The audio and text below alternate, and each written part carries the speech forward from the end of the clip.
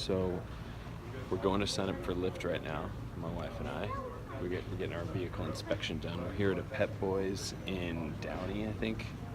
And I guess all of the Lyft inspections take place in a Pep Boys. So you drive your car, you gotta pick an appointment time on the app.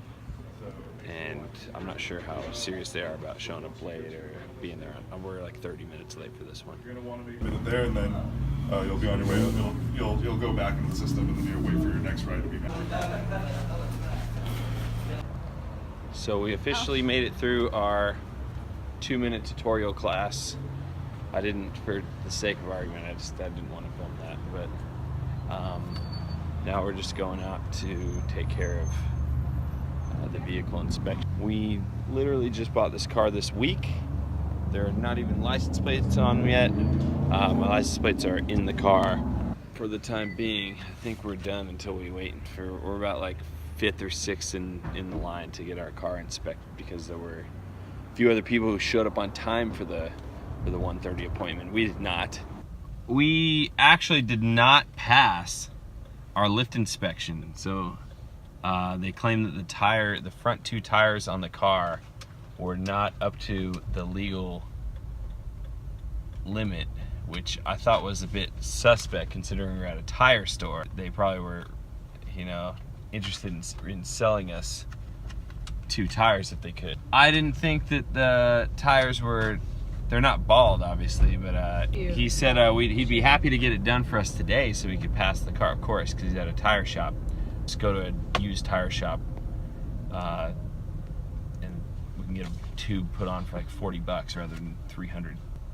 At least for today, we lost. We're big losers. Lyft makes it a lot tougher than Uber to sign up for them. I've had this experience in the past where I actually failed a background check because I wasn't Lyfty enough. This is a couple years back.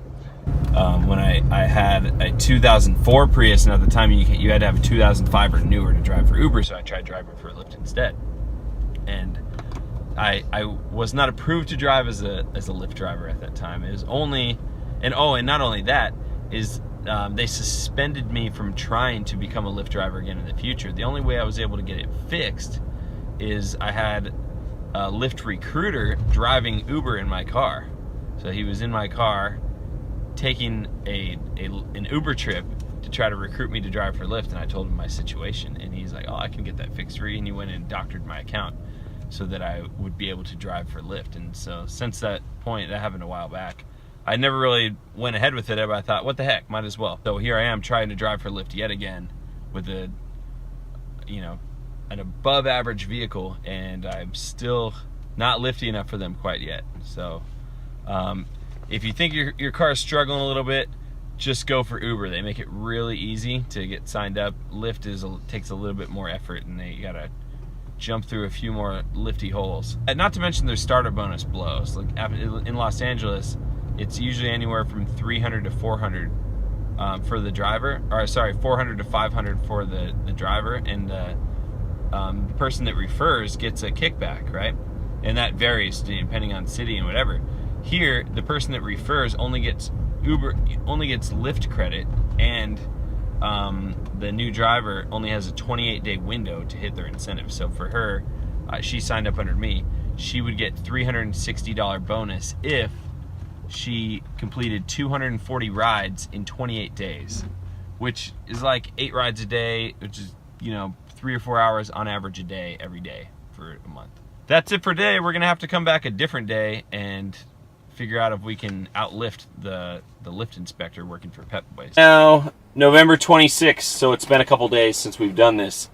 I'm outside of Pep Boys right now. I don't know why it feels like I'm getting ready to go to war or something, but I feel like I got to get myself like amped up to go in there. I just had I went to a used tire place pretty close to the house and got 2 almost brand new tires put on the car. One cool thing about Los Angeles is there are a ton of cheap tire places everywhere. So I paid $80 for pretty much 2 brand new tires to be mounted and balanced on my car, which is a win. If you live anywhere else, that's a pretty good deal. So I got to go in and I'm going to get my car inspection. When you sign up for Lyft, you're supposed to have an appointment. Last time we went in there, like, our appointment was like we were 3 hours late at least. I think they didn't care. So I set an appointment for tomorrow. So hopefully they still let me go in. I don't think it matters. They just want you to sign up. It's not like I've probably signed up for an appointment like 15 times already. I just like keep putting it off. Like, oh, I'm busy today, just because I just haven't felt like coming down here. But so here I am. I'm outside Pep Boys. I'm heading in to battle with my sword and shield, and we'll see if we're actually going to be certified Lyft drivers today. Uber makes it so much easier. This is so silly. Here we go. You know what? What's up? You're a new driver. Like you just signed up, huh?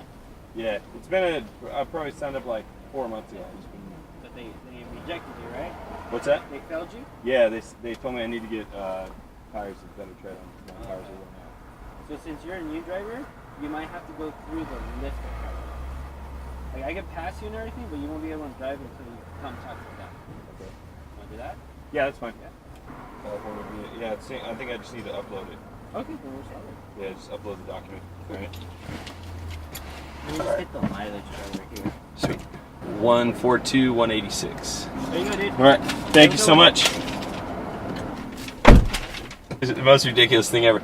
So I go in there, and I guess the Lyft employees are only there at certain times. So there's like appointment times that you're supposed to come to. Last time we had a fake appointment time, but we just showed up, and I guess it was probably during when there was an actual Lyft appointment. And so we got in, and they looked at our car, and they failed me because of my tires. And this time, there were no Lyft employees here, so I asked the lady, she's like, oh, are you an applicant or a current driver? I was like, well, I just need a car inspection. So I think she thought I was a current driver.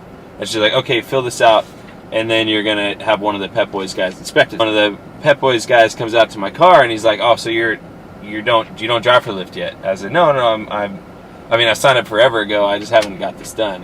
And they failed me the last time because of my tires.